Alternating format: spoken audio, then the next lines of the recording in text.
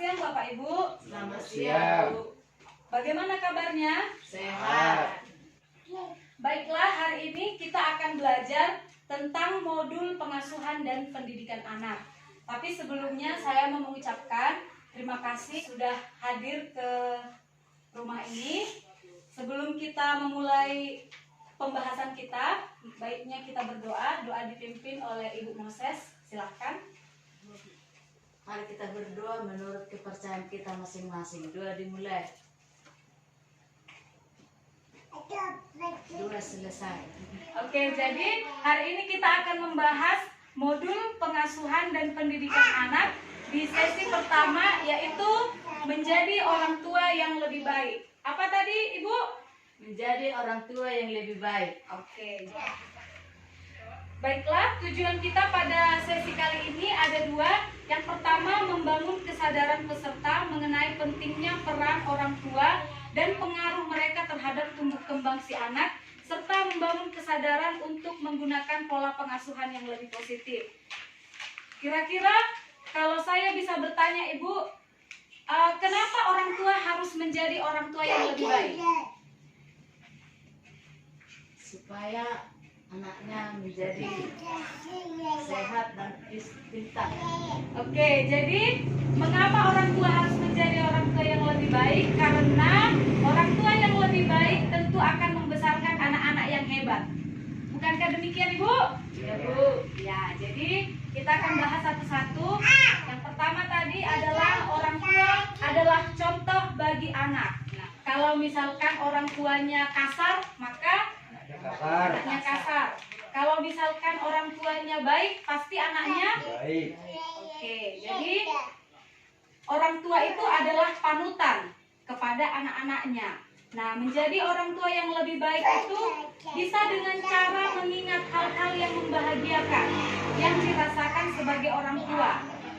Ibu Moses, kira-kira apa hal-hal yang membahagiakan yang dirasakan dengan memiliki anak? Bisa mengikuti jejak orang tuanya.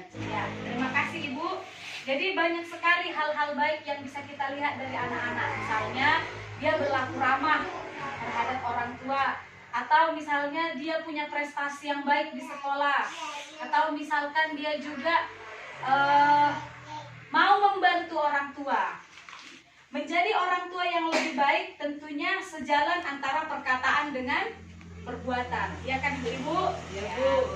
Jadi kalau misalkan bapaknya bilang jangan merokok, padahal dianya merokok, itu tidak sejalan dengan perkataan ya. Berarti kalau seandainya anaknya dilarang jangan merokok, si bapak juga jangan merokok. Oke. Bagaimana Bapak Moses? Kira-kira bisa diterima? Untuk menjadi orang tua yang lebih baik itu harus sejalan perkataan dengan perbuatan, karena orang tua adalah contoh bagi Anak-anaknya. Oke. Yang kedua adalah orang tua yang baik memiliki konsep diri yang positif. Maksudnya di sini Ibu, kita melihat hal-hal yang baik dari diri masing-masing si anak. Kita memikirkan hal-hal positif dari si anak, sehingga dengan memikirkan hal-hal positif itu menjadi dorongan untuk berperilaku dan bertutur kata dengan baik terhadap anak. Demikian ya Bu ya. Jadi kalau misalkan orang tua melihat anak-anak dengan selalu berpikiran positif, maka itu akan menjadikan anak tersebut menjadi lebih baik lagi. Oke, yang ketiga adalah orang tua yang baik itu penuh kasih sayang dan tidak melakukan kekerasan.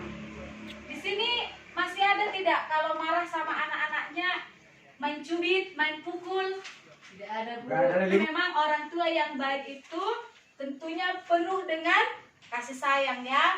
Nah, dan juga orang tua tidak akan pernah melakukan kekerasan. Nah, kerap kali kalau misalkan orang tua sedang kesal, orang tua sedang marah, itu bisa jadi anaknya menjadi sasaran.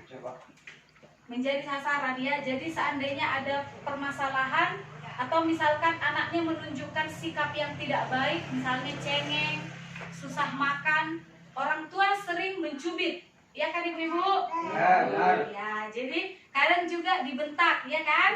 Ya. Jadi kalau sesuai dengan materi kita ini, orang tua yang baik itu tidak akan melakukan hal yang keras atau hal-hal yang memicu kekerasan di dalam anak-anak tersebut. Nah, kenapa? Karena dengan melakukan kekerasan, anak-anak bisa berperilaku makin nakal anak tersebut, ya. Ya, Bu. Oke.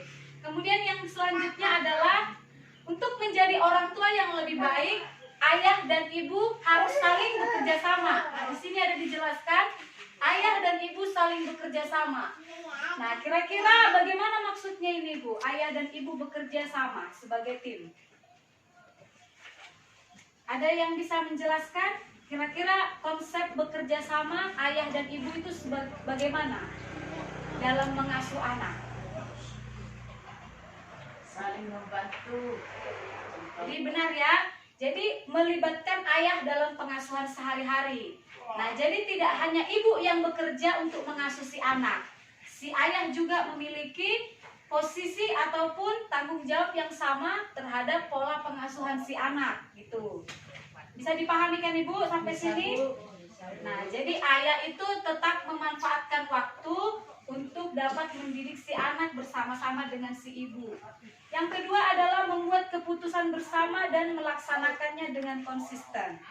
Nah, itu perlu diperhatikan. Kerap kali kalau orang tua ini membuat keputusan tetapi tidak konsisten. Misalnya mereka membuat keputusan dan peraturan agar setelah makan harus tidur siang untuk anak balita.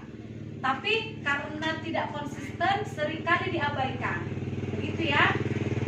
Nah, jadi untuk selanjutnya membuat keputusan bersama dan melaksanakannya dengan konsisten itu harus menjadi poin utama agar menjadi orang tua yang lebih baik. Nah, jadi ayah dan ibu harus berdiskusi untuk memutuskan hal-hal yang terkait pengasuhan anak.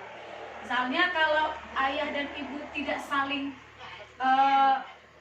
sepakat terhadap pola pengasuhan yang diterapkan, maka akan terjadi perbedaan pendapat.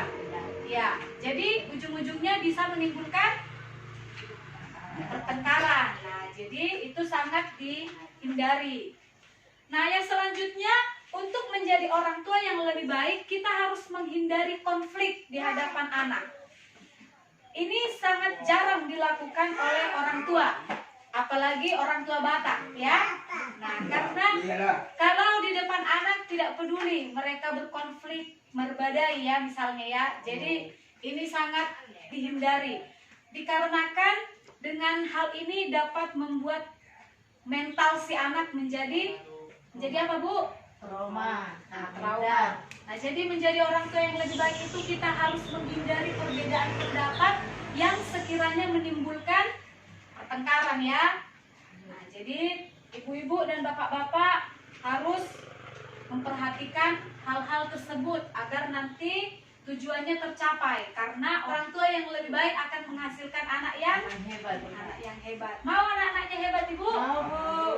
Oke, jadi kalau anak-anaknya mau hebat, ada tadi berapa yang harus kita perhatikan, Ibu? Yang pertama tadi apa?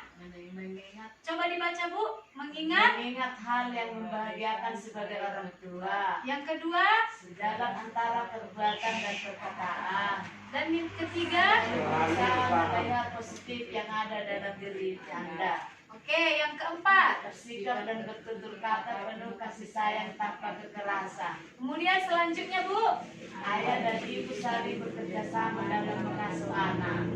Yang ke selanjutnya. Ayah dan ibu saling berdiskusi dan memutuskan bersama hal terkait pengasuhan anak.